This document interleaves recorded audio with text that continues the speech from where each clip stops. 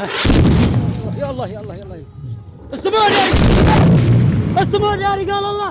স্থানীয় সময় শুক্রবার ইয়েমেনের হাদ্রামাউত প্রদেশে সৌদি আরব সমর্থিত গোষ্ঠী বিমান হামলা চালিয়েছে বলে দাবি করেছে বিচ্ছিন্নতাবাদী দল এসটিসি। এতে বেশ কয়েকজন হতাহত হয়েছেন। ইয়েমেনের সংযুক্ত আরব আমিরাত সমর্থিত বিচ্ছিন্নতাবাদীদের কাছ থেকে বিভিন্ন সামরিক ক্যাম্পের নিয়ন্ত্রণ নিতে সৌদি সমর্থিত সংগঠনটি একটি অভিযানের সূচনা করেছে বলেও অভিযোগ করেছে এসটিসি প্রধান।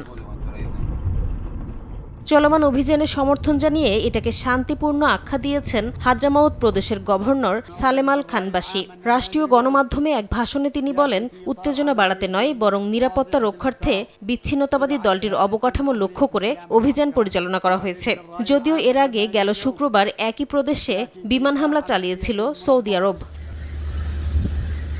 এদিকে বৃহস্পতিবার সৌদি আরবের আরোপ করা নতুন ফ্লাইট নিষেধাজ্ঞা প্রত্যাখ্যান করেছে ইয়েমেনের পরিবহন মন্ত্রণালয়। এক বিবৃতিতে নিরাপত্তা তল্লাশির নামে বিমানে সৌদি আরবের যাত্রাবিরতির বাধ্যবাধকতাকে আকাশপথ অবরোধ আখ্যা দিয়ে এটা ইয়েমেনের জাতীয় সার্বভৌমত্ব ক্ষুণ্ণ করছে বলেও জানায় দেশটি।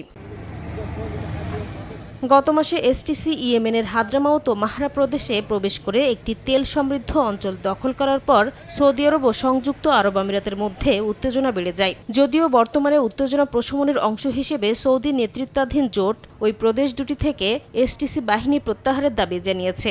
তবে তাদের কাছে অস্ত্র ও ক্যাম্প হস্তান্তরে অস্বীকৃতি জানায় এসটিসি। নাসরিন রুমি, সময় সংবাদ।